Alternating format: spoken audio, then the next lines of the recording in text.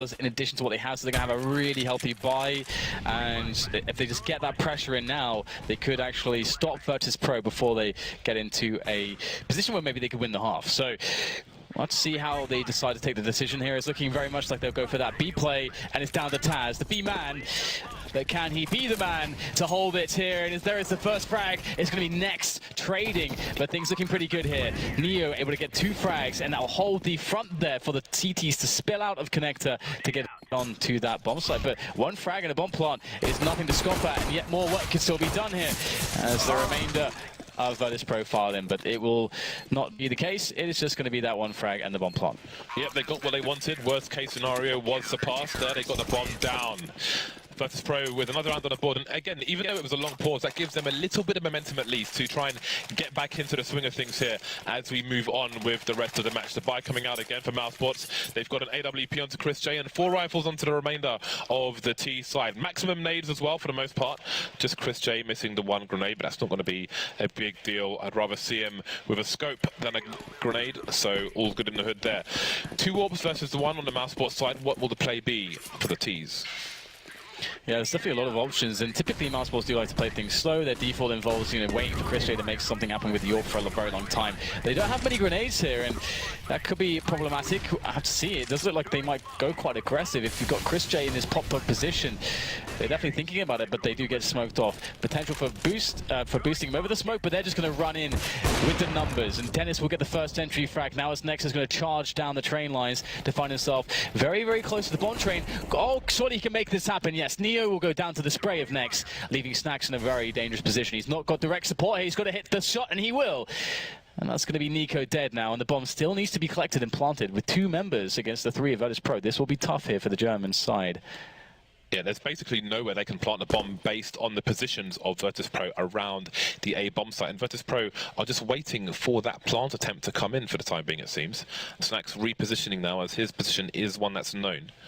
Taz, it would be a gamble for him to go down the ladder, so left to buy this time. That's a great grenade coming in there, but Snacks will steal his own frag away with the nade with the orb instead on the high ground now, and he cannot be stopped in this particular round. 3 players surviving there for Virtus.Pro as they close the gap between themselves and mousesports. Yeah, mousesports deciding in that round just to say, well, we're just going to run out into the yard and see what we can make happen. And previously, some rounds have worked out for them in that sense, but still, it's definitely we see a bit more. Well, some more diversity from them when it comes to some of the strategies. Liquid, for example, that we saw previously to this matchup, they had a lot of diversity to the ways that they were calling some of the rounds, and that really kept them in the driving seat. But right now, Virtus.Pro, it feels like they are more in the driving seat at this current point in time, and they're able to go to those 2 orbs, which is definitely a good look for them. And they will have a fast play here for some presence into the B upper area, the secrets area. Perhaps a boost is in store here as Nico could be staying on the little barrier there, but no. Looks like, well, looks like this is quite obvious what they're going for us. That B play is definitely in store. It's interesting that Neo is the second player over towards the B bomb site, and again, as we mentioned in the previous train game, normally you have that guy holding the AWP there to cover the high ground, but Neo doesn't have an AWP, so he's playing close now with Taz, and they have a weird kind of semi-crossfire here. Is it going to work out for them? Nico with the high ground in the corner of the smoke, going to take him down with Dennis, and that's going to be the B bomb site cleared out of CTs. We have them now. Snacks around the checkpoint there. Next knows where he is. There's 2 players there, just waiting for that smoke to disappear, but Barley's going to hold down the angle there for Snacks. So 3 versus 3. Retake possible here with 2 ults, but they need people to peek. Speaking of which, Spiddy's going to win the duel there with Pasha. And Snacks really needs to peek there for Spiddy to make the frag for this to be possible. But Bialy's going to go straight in and take Spiddy down. Doesn't even need any help.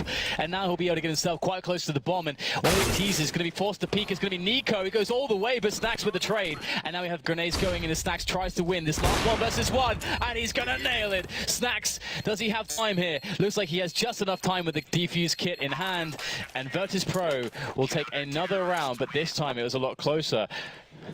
I'm not sure if Snacks knew where Dennis was, but his flashbang hit Dennis, and obviously when you get hit by a grenade before it goes off, it makes a sound cue, a collision sound cue, and I do wonder if that gave it away there. But either way, good retake there by Virtus.Pro.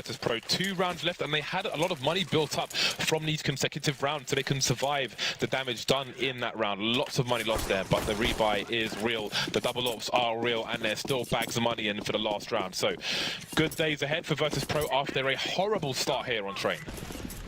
Yeah, now it's going to be down to this initial alley pressure. That's where mousesports are going to look for that opening. Chris J as per usual. And mousesports are quite telegraphed in that sense. It's quite predictable, rather, I should say, how they do tend to play maps like this. And Pash is waiting for it, but will he be able to connect? This is a very, very slim angle to be on. And it looks like he's going to get flashed away there, just at the timing that the peak came in. You see the T, he's standing on the box on Ivy there, so if he does get shot first, Chris J in this position, he's more likely to get shot in the leg than he is in the torso. Something you see Guardian do as well on short dust 2 when he's facing the goose position. Very smart play by Orpers when they have a bit of raised map to play with. So we have smoke splashes, denial of information coming in from mousesports over towards Ivy. Neo taking a gamble there, almost hitting the shot, getting a bit of leg damage into Spiddy there, but nothing significant done just yet. Map being taken now by the T's here. Then this will get traded by Snacks, but this is really difficult for the Virtus.Pro side. Shot being taken by Pasha. Very unlucky not to hit the spot there, and Chris J will take him down. Finally looking like mousesports can make this happen. They've got 30 seconds left, but Snacks is still, well, not anymore. He's dead. Very, very dead, in fact, leaving things on to Taz, the bomb train. Standing in the open, will get shot in the back. And finally, mousesports will pick up a round. It's been ages since they had anything going for them. In fact, of course, they just lost 6 in a row. So it's going to be down to mousesports to try to close out this last one, get that nice and tidy 9-6 first half.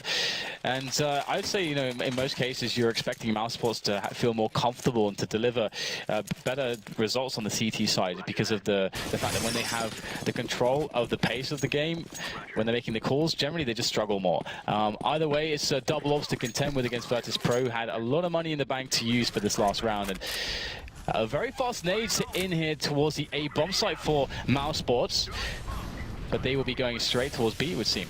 Yeah, but they need to keep moving fast. They've got Virtus.Pro very out of position. Barley's halfway through the Ivy, and indeed they are charging onto the side here. Taz got a lot to do. One down, doesn't get the second 1v1 in his favour. Next will take him down. Chris J maybe legging Snacks there, and he will finish him off. So 3 versus 3.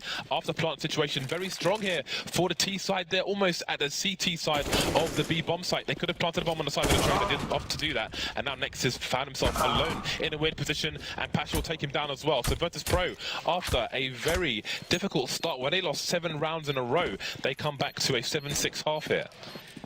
Yeah, that's a beautiful amount of mental constitution displayed by the Polish team there, because, I mean, it was very obvious that it was a very potentially frustrating position to be in. You know, you've lost all those rounds, you're not really getting chances, but still they're able to play round for round, keep their heads in the game. You know, again, even as noted, Pasha only finishing this first half with 4 kills. That's a great result. That, you know, overall Virtus.Pro are still able to play together. Everyone's doing their jobs to get 7 rounds, and they're a really scary T side. So mousesports, I mean, they have a game on their hands. Right. So short break before the second half. We will see you back here shortly.